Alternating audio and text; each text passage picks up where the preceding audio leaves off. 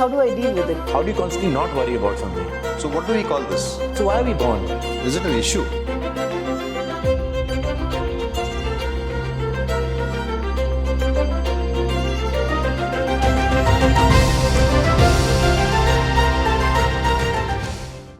I have this fear of facing a camera or facing public. How do I deal with this? Wrong person to ask. You know,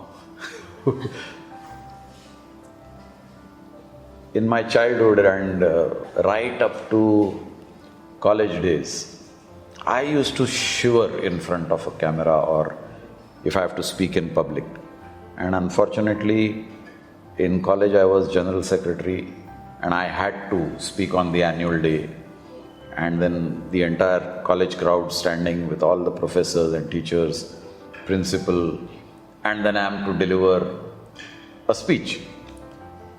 Streams of perspiration going down my persona, the entire shirt drenched with sweat.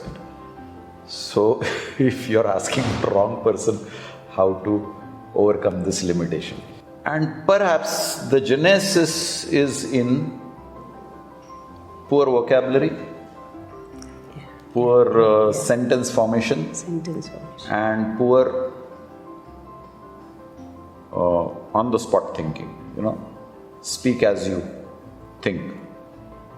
Somewhere along the line, probably that got developed because the vocabulary increased, the understanding of English as a language, or I speak in Marathi and Hindi as well. So probably the understanding of the language increased, and therefore today that jitter is gone completely. I mean, you ask me to speak on any subject and even if I don't have the knowledge, I won't shiver.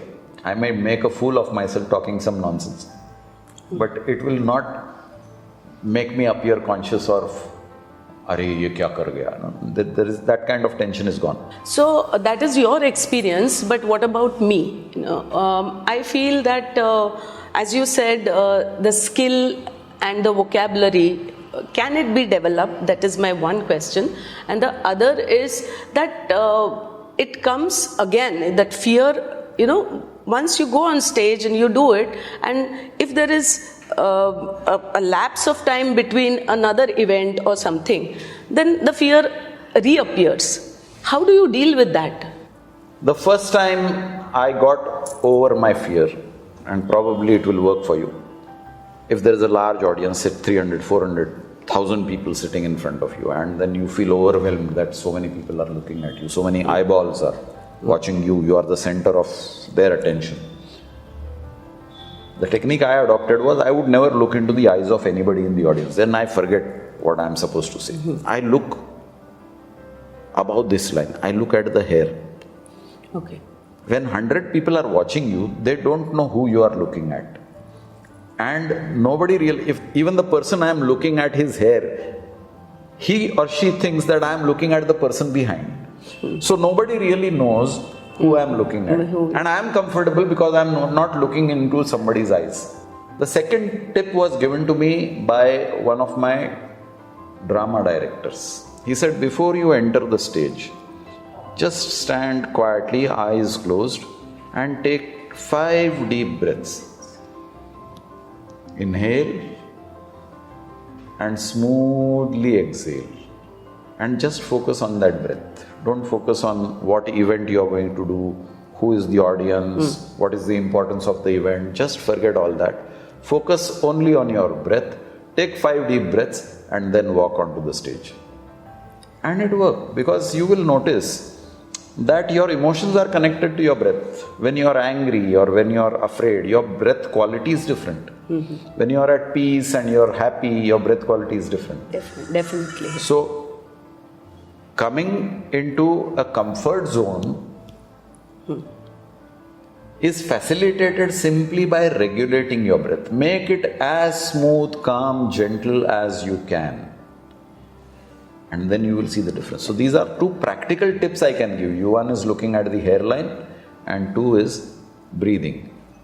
So now about public speaking, you've answered my question, but I think sometimes limitations are about other things, like sometimes you're not able to say no. So what prevents you from saying no? This is purely a question of self-confidence and esteem. When I lack self-confidence, then I don't say no. And I take shelter under this false impression that because he is elderly, I'm not saying no. Actually, you lack the confidence to counter that elderly. How can I counter him? Oh, bura man jayega. You know, all this chatter is going on in the background, which prevents you from saying no. Say no, he will contradict. But if your no is a confident no based on understanding and knowledge of the subject you are dealing with, without getting angry, without showing reactions, you can still supplement your no with your logic. So these were my two limitations which we spoke about, but to generalize, so what is limitation and how do you overcome it? Limitation is a barrier. It could be genuine, it could be imaginary.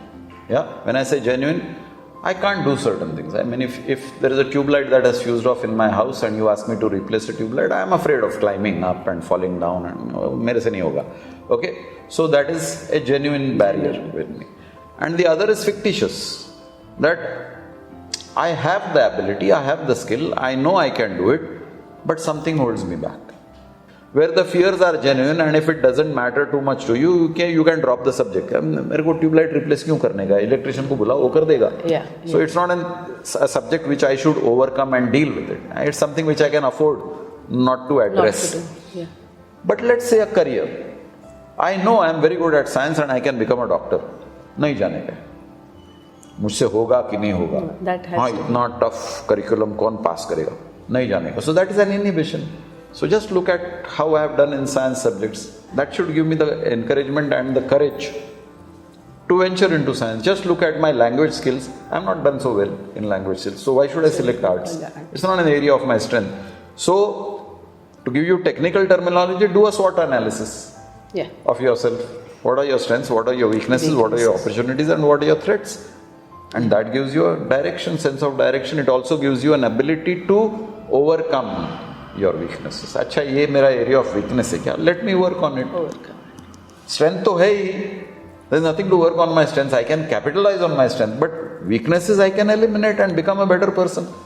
So that's another way to look at it. So are you saying that what is insignificant we can leave it? But what matters to you, we have to work on the weakness and face it and develop that skill. Like you're facing the camera, which was your weakness when you started this. Yes. Okay, so great, you did a good job. True.